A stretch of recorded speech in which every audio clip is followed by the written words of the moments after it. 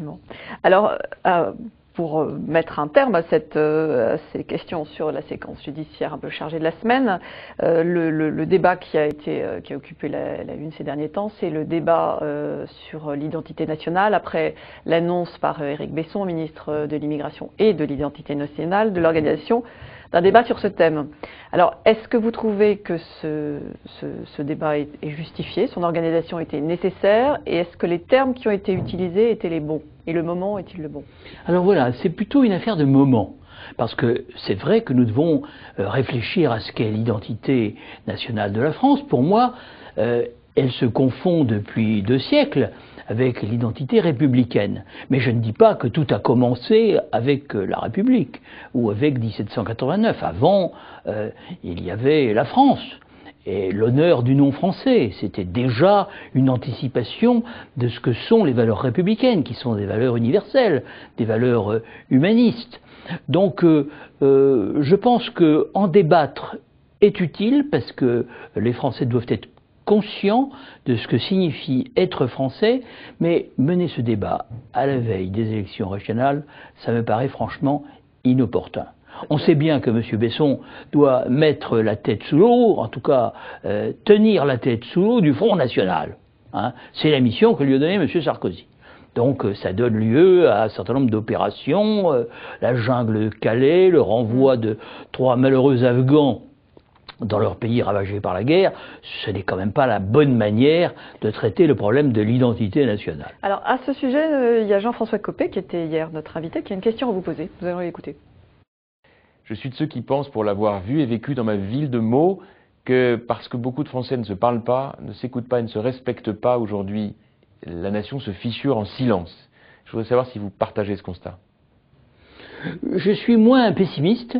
Je pense que les études de l'INSEE ont montré que, par exemple, la promotion des Français nés de l'immigration par l'école se faisait. Et que même leurs résultats scolaires étaient souvent meilleurs à catégorie sociale, catégorie socio-professionnelle comparable que ceux je dirais, de la moyenne des Français. Donc je pense que, évidemment, il faut tenir compte du fait que ces jeunes nés de l'immigration partent de plus bas du point de vue des catégories socio-professionnelles. Leurs parents sont pauvres en général, mais ils le réussissent assez bien. Et je pense que il faut naturellement y veiller. Ce processus de l'intégration, il continue à se faire. Il se fait aussi à travers les mariages mixtes.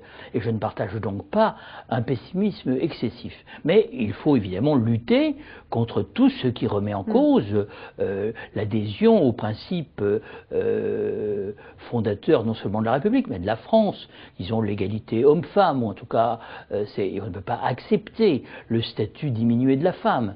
D'ailleurs, les filles qui sont nées de l'immigration, en général, ne l'acceptent pas non plus. Elles sont les plus énergiques pour conquérir leurs droits. Alors, dernière question avant les quelques questions d'internautes. On a appris aujourd'hui que le président tchèque, Václav Klaus, ne posera plus de conditions à la ratification du traité de Lisbonne, car il est content des garanties qu'il a obtenues lors du Conseil européen à Bruxelles. Qu'est-ce que ça vous inspire? Vous êtes si vous voulez, je trouve un peu ridicule quand même ce traité de Lisbonne qui est amodié à chaque fois pour qu'on puisse obtenir l'adhésion de tel ou tel pays. Hein, on a contourné le vote des Français, ce qui frappe le traité de Lisbonne d'un défaut de naissance. Hein, il y a un soupçon d'illégitimité quand même, puisqu'on a contourné un vote massif, 55%, plus de 55% des Français. Même chose pour les Hollandais.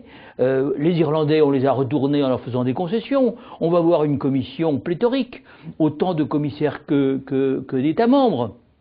Donc, M. Václav Klaus a obtenu que les ressortissants allemands ne puissent pas faire valoir leurs droits sur les biens dont ils ont été expropriés en 1945.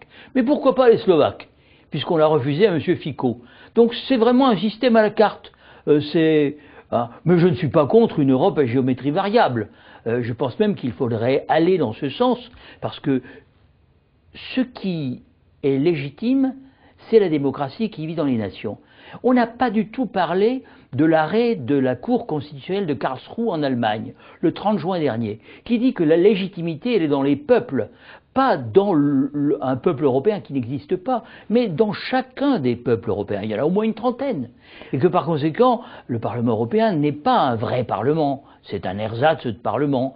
Donc c'est bon de voir qu'en Allemagne même, l'organe suprême, du point de vue juridictionnel, elle rappelle ces évidences que j'ai toujours moi-même tout proférées. Tout n'est pas perdu. Alors, dernière question, une question d'un internaute qui s'appelle Eonome et qui vous demande: est-il irréaliste d'envisager une union avec la tendance représentée par Dominique de Villepin et Dupont-Aignan, avec lesquels vous ne semblez pas avoir de désaccords fondamentaux?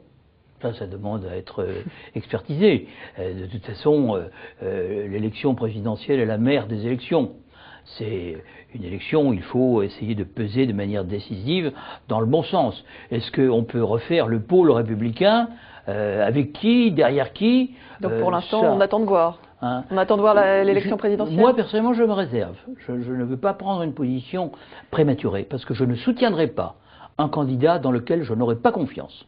D'accord. Ça, c'est pour Dominique de Villepin? Pour porter... non, c'est pas pour Dominique de Villepin.